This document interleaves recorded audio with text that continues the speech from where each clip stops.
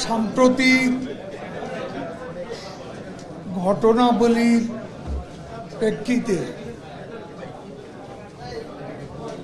যারা মৃত্যুবরণ করেছেন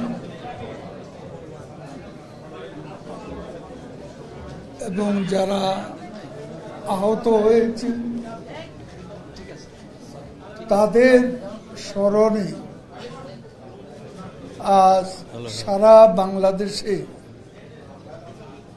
সরকারিভাবে কালো ব্যাজ ধারণ করে শোক পালনের সিদ্ধান্ত গৃহীত হয়েছে এবং সে কারণে আমরা শুরুতেই একটু দোয়ার ব্যবস্থা করেছি। আলহামদুলিল্লাহি রাব্বিল আলামিন والصلاة والسلام على رسوله الكريم ربنا ظلمنا أنفسنا وإن لم تغفر لنا وترحمنا لنكونن من الخاسرين ربنا آتنا في الدنيا حسنة وفي الآخرة حسنة وقنا عذاب النار يا رب كريم يا مالك يا رحمن الرحيم يا غفور الرحيم يا مالك الملك يا الله সম্প্রতি বিএনপি ছাত্রদল জামাত শিবির ও উগ্রবাদীদের দ্বারা আক্রান্ত হয়ে দেশপ্রেমিক আওয়ামী লীগ সমর্থন এবং দেশের যারা প্রিয় মানুষ আইন শৃঙ্খলা বাহিনী সহ যারা নিহত হয়েছেন মেহরবানি করে তাদেরকে শহীদ হিসেবে আপনি কবুল মঞ্জুর করেন। আল্লাহ যারা আহত হয়ে মেডিকেলে ভর্তি হয়ে আছেন মেহরবানি করে তাদেরকে পরিপূর্ণ সুস্থতা দিয়ে দ্রুত তাদেরকে আবাসস্থলে ফিরিয়ে দিন। আল্লাহ রাব্বুল আলামিন যারা শাহাদাত বরণ করেছেন তাদের আব্বা মা ভাই বোন আত্মীয় স্বজনকে ধৈর্য ধারণ করার সবর ইখতিয়ার জামিন করার তৌফিক দান করেন।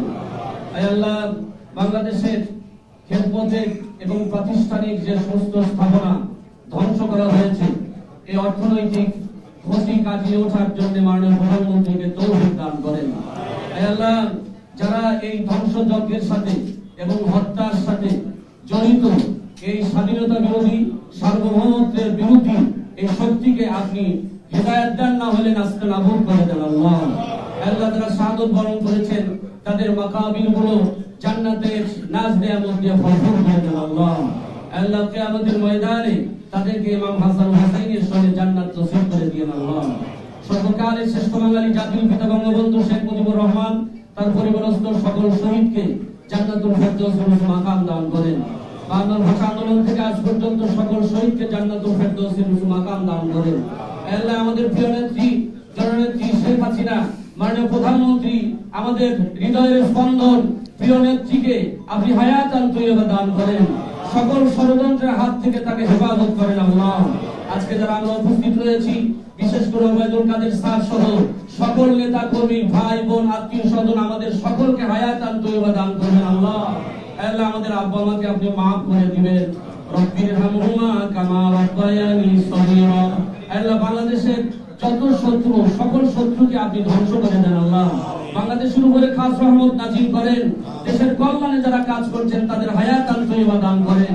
সুবহান রাব্বিকা রাব্বিল ইজ্জাতি আম্মা ইয়াসিফুন ওয়া সালামুন আলাল মুরসালিন ওয়া জাআলা আখিরা কালামিনা ইনদাল মাউত লা ইলাহা ইল্লাল্লাহ মুহাম্মাদুর রাসূলুল্লাহ।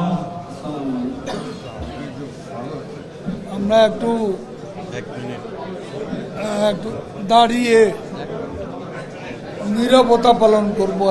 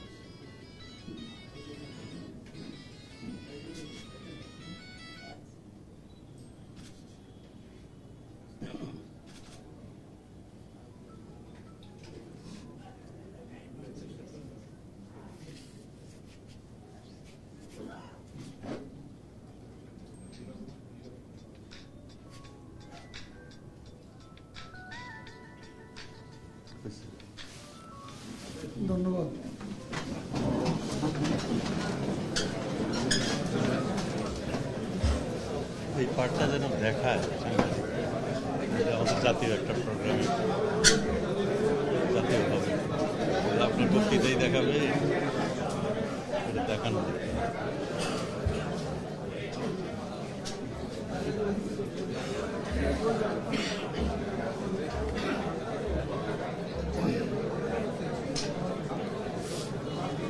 আপনারা জানেন একদিন পরেই আমাদের সামনে 75-এর নৃশংস সভ্যতার ইতিহাসের সবচেয়ে মর্মান্তিক হত্যাকাণ্ড সপরিবারে বঙ্গবন্ধু, বঙ্গমাতা সহ যারা শহীদ হয়েছে। আমরা প্রতি বছরই এই শোকের মাস যথাযথ মর্যাদা ভাবগম্ভীর পরিবেশে পালন করে থাকে। আমরা এর আগেই আমাদের গত ওয়ার্কিং কমিটির সভায় জাতীয় শোক দিবসের 15ই আগস্ট এবং শোকের মাসে আমাদের কর্মসূচি সম্পর্কে প্রধানমন্ত্রী বঙ্গবন্ধু কন্যা শেখ হাসিনার সভাপতিত্বে আমরা সিদ্ধান্ত নিয়েছি। সেই সিদ্ধান্ত অনুযায়ী আমাদের মহানগর সহযোগী সংগঠন সমূহ তারা বিভিন্ন পর্যায়ে আমাদের অফিসের সাথে তারা নিজেদের ফোরামে সভা করে কর্মসূচি নিয়েছে। সেই কর্মসূচি জমা দিয়েছেন বেশিরভাগ, মাত্র 2-3টা বাকি আছে। যুব মহিলা লীগ এখনো জমা দেন। কবে? গতকাল দেওয়া হয়েছে, তাহলে মোটামুটি দেওয়া হয়ে গেছে অনেকেরই। যারা দেননি তাদেরকে কালকের মধ্যেই অবশ্যই সমন্বয়ের জন্য, সুসমন্বয়ের জন্য এই প্রোগ্রামের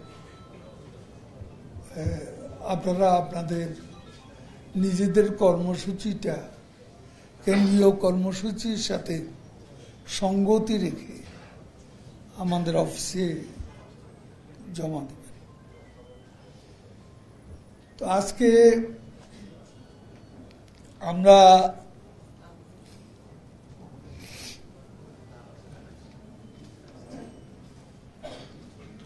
আমরা আজকের দিনটি ঠিক রাষ্ট্রীয় শোক দিবস নয়।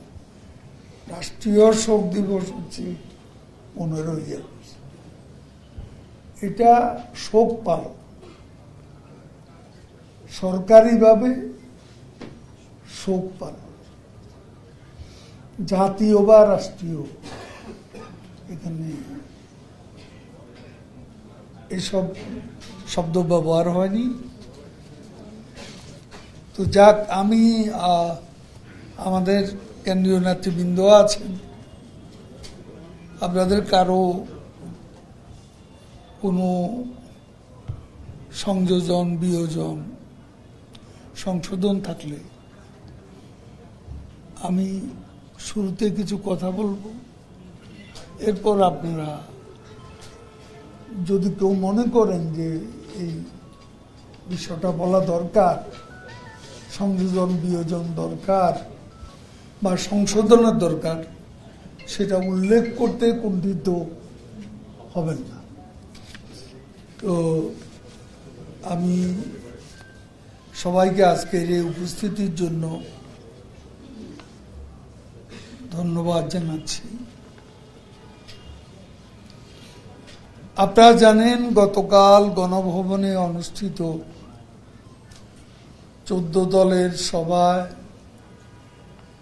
জামাত শিবিরের রাজনীতি নিষিদ্ধ করার বিষয়ে সর্বসম্মত সিদ্ধান্ত হয়, যা আমরা গত রাতেই গণমাধ্যমকে গণভবন গেট থেকে অবহিত করেছি। জামাত শিবিরের রাজনীতি নিষিদ্ধ করা দীর্ঘদিন থেকে বিভিন্ন রাজনৈতিক দল, সামাজিক সংগঠন, মুক্তিযোদ্ধা, নাগরিক সমাজ দাবি করে আসছে। শহীদ জন্নী জাহানারা ইমামের নেতৃত্বে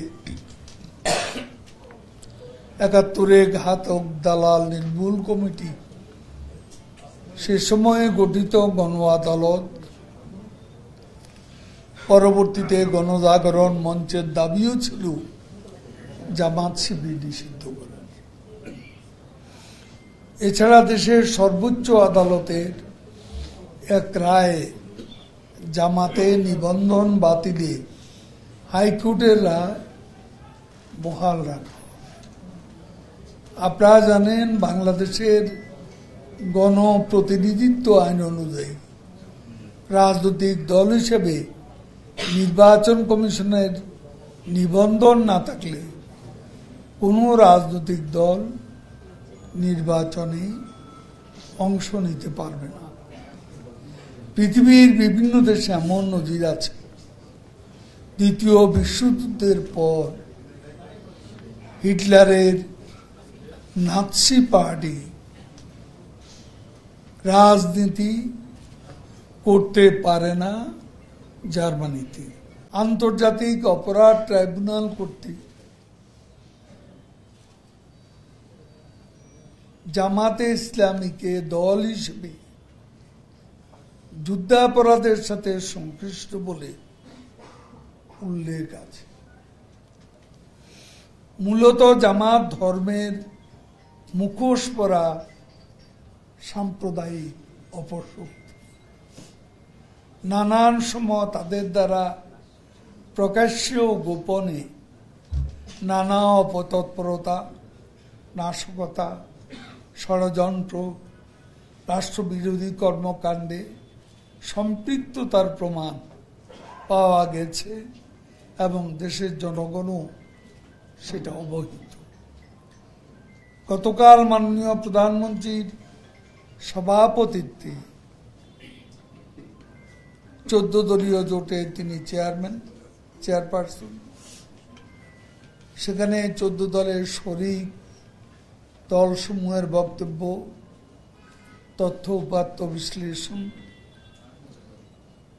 দলটির অতীত ও বর্তমান কর্মকাণ্ড, বিভিন্ন সময় দেয়া আদালতের রায় ইত্যাদি বিবেচনায় জামাত শিবিরের রাজনীতি নিষিদ্ধে 14 দল সর্বসম্মতভাবে সিদ্ধান্ত গ্রহণ। এখন এই সিদ্ধান্ত বাস্তবায়ন করবে সরকার। আর বাস্তবায়নের প্রক্রিয়া কি হবে তার আইনগত দিকে দেখে শুনে সরকার শিগগিরই পরবর্তী পদক্ষেপ নেবে। কারণ আমরা আইনগত দিকটি ভালোভাবে দেখে নিতে চাই, যাতে কোনো ফাঁক ফোকর দিয়ে স্বাধীন বাংলাদেশে এই অপশক্তি আর কোনো সুযোগ না পায়। আমরা এই প্রসঙ্গে দলীয়ভাবে আমাদের ঢাকা মহানগর সহ সকল মহানগর, সকল জেলা সদর, সকল উপজেলা, থানা, ইউনিয়ন, ওয়ার্ড পর্যন্ত আমাদের নেতা কর্মীদের বিরাজমান পরিস্থিতিতে কারফিউ মেনে চলার আহ্বান জানাবো এবং দলীয়ভাবে পরিস্থিতিতে সতর্ক থাকার জন্য নির্দেশনা দেয়া হচ্ছে আমাদের সভাপতি বঙ্গবন্ধু কন্যা শেখ হাসিনার নির্দেশ। গুজব, আতঙ্ক সৃষ্টিকারীদের বিরুদ্ধে সতর্ক থাকতে হবে।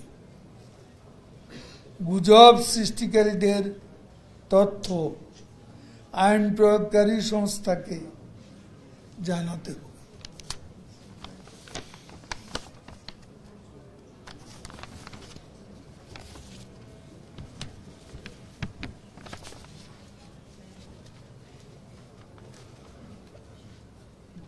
এদিকে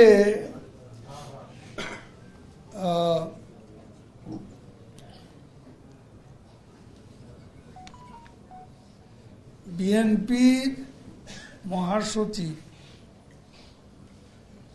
আজকে বেশ কিছুদিন ধরে বিশেষ করে অসহায় নিরপরাধ শিক্ষার্থীদের আটক করা হচ্ছে, এ ব্যাপারে সরকারের নীতি সমালোচনা করতে গিয়ে নির্লজ্জ মিথ্যাচার করে যাচ্ছে। আইন প্রয়োগকারী সংস্থা ভিডিও ফুটেজ দেখে অপরাধীদের চিহ্নিত করছে।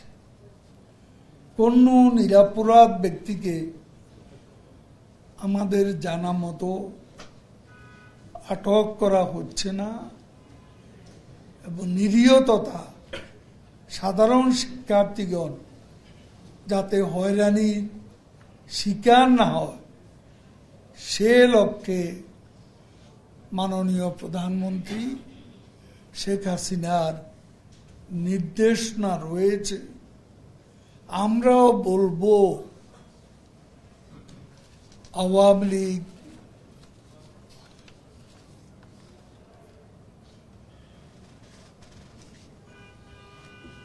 বাংলাদেশের স্বাধীনতা ও মুক্তির সংগ্রামে নেতৃত্ব দানকারী প্রতিষ্ঠান আওয়ামী লীগ আমরা এই দেশে আমাদের আচার আচরণে দায়িত্বশীলতার উপর আমরা গুরুত্ব দিয়ে থাকি। আমরাও বলতে চাই যে কোনো আজকে নিরপরাধ ব্যক্তি যেন এই যে গণগ্রেপ্তারের নামে অপরাধী সাব্যস্ত না হয়, গ্রেপ্তার না হন, সে ব্যাপারে আমাদেরও সিদ্ধান্ত রয়েছে দলের। কোনো নিরীহ ব্যক্তিকে কোনো অবস্থায় হ্রাস করা যাবে না। কোনো নিরীহ ব্যক্তিকে ওই যে অ্যারেস্টের সংখ্যা বেশি দেখানোর জন্য কেউ যেন অতি উৎসাহিত হয়ে গ্রেপ্তারের সংখ্যা বাড়াতে গিয়ে নিরপরাধী অনেককেও জড়িয়ে এটা যেন কোনো অবস্থাতেই না হয় সে ব্যাপারে আমরা আইন প্রয়োগকারী সংস্থার কাছে বিশেষ করে মাননীয় স্বরাষ্ট্রমন্ত্রীর দৃষ্টি আমরা এই ব্যাপারে আকর্ষণ। মির্জা ফখরুল, তাকে আমি প্রশ্ন করতে চাই, মির্জা ফখরুল সাহেবের কাছে আবার সবাই নিরপরাধ, সবাই অসহায়। তাহলে প্রশ্ন, এই ধ্বংস যজ্ঞ চালালো কারা? কারা অগ্নিসংযোগ করলো? কারা রাষ্ট্রের সম্পদ ভস্মীভূত করল? আজকে বাংলাদেশে যে নারকীয় ধ্বংসযজ্ঞ চালানো হয়েছে, এগুলা কারা করেছে? আজকে কোথায় কোথায় সরকার ও আওয়ামী লীগকে দোষারোপ করা হয়। আমি পরিষ্কার বলতে চাই, এই ঘটনা প্রবাহে আমরা আওয়ামী লীগের লোকেরা, আমাদের কর্মীরা, আমরা আক্রান্ত, আমরা আক্রমণকারী ছিলাম না। এখন অপবাদ দেওয়া হচ্ছে আক্রান্তদের। আমরা তো আক্রান্ত ছিলাম, আমাদের হাতে অস্ত্র ছিল না। আজকে অনেকে বলেন এখানে পার্টির লোকজন কম ছিল, অনুপস্থিত ছিল। আমি বলতে চাই, আমাদের লোকজনকে তো আমরা অস্ত্র দিয়ে তাদেরকে সজ্জিত করে কোথাও অবস্থান নিতে বলিনি। আমরা তো আক্রান্ত হয়েছি। নিরস্ত্ররা সশস্ত্র ব্যক্তিদের দ্বারা আক্রান্ত হয়েছে। আজকে সেতু ভবনের দিকে তাকা, বিটিভি ভবনের দিকে তাকা, মেট্রো রেলের দিকে তাকা, এলিভেটেড এক্সপ্রেসওয়ের দিকে তাকা, হানি ফ্লাইওভারের দিকে তাকা, 235টি থানা পুলিশ বক্স ভস্মীভূত হয়েছে, সেগুলোর দিকে তাকা। ফকুল সাহেব, এগুলো কি আমরা করেছি?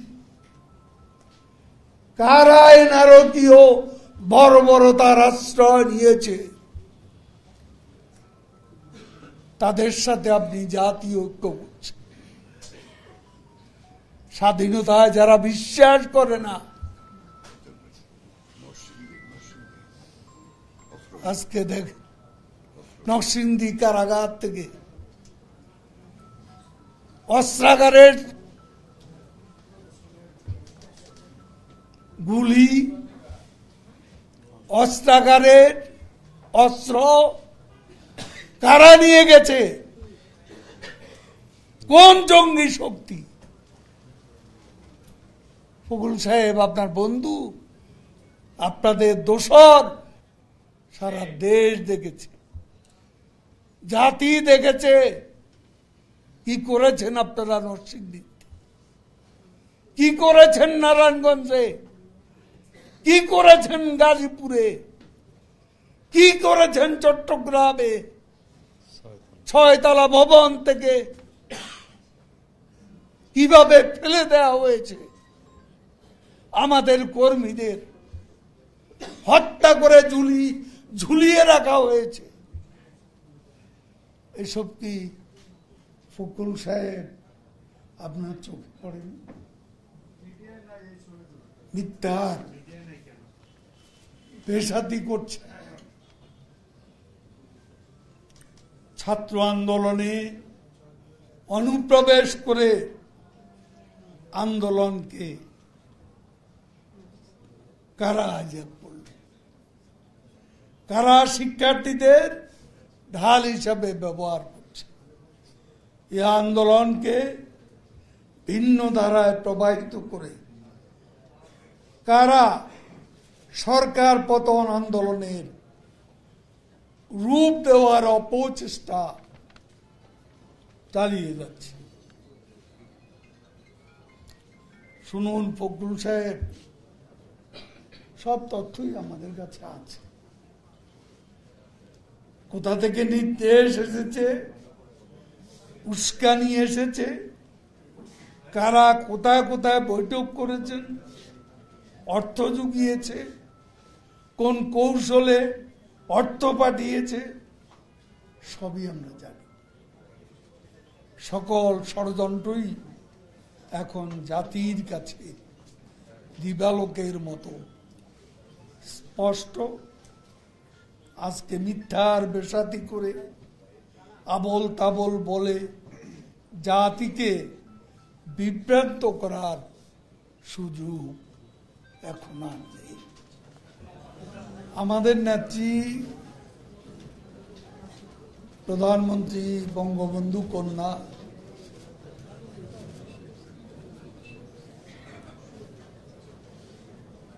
চৌত্রিশটি পরিবার নিহতদের তাদের স্বজনদের সঙ্গে দেখা করেছেন, প্রয়োজনীয় সহযোগিতা করেছেন এবং সার্বিক সহযোগিতার আশ্বাস দিয়েছেন। এবং তিনি ঢাকার যেসব হাসপাতালে সহিংসতার শিকার যারা আহত হয়ে আছে তাদেরকে দেখতে কিন্তু তিনি পঙ্গু হাসপাতাল, ঢাকা মেডিকেল কলেজ হাসপাতাল, তারপর বঙ্গবন্ধু বিশ্ববিদ্যালয় হাসপাতাল, এই হাসপাতালগুলো এবং পুলিশ হসপিটাল, আজকে সরওয়ার্দী হাসপাতালেও তিনি পর্যায়ক্রমে সব ঢাকা শহরে যেখানে যেখানে আহতরা আছেন যারা মারা গেছে তাদের পরিবারের সাথে ক্রমান্বয়ে দেখা করে এবং ক্রমান্বয়ে আহতদের সাথে নিজে গিয়ে দেখা করছেন। আবার নিহতদের পরিবার পরিজনের সাথে যে সাক্ষাৎ শুরু হয়েছে সেটা চলতে থাকে। সবাইকে ধন্যবাদ।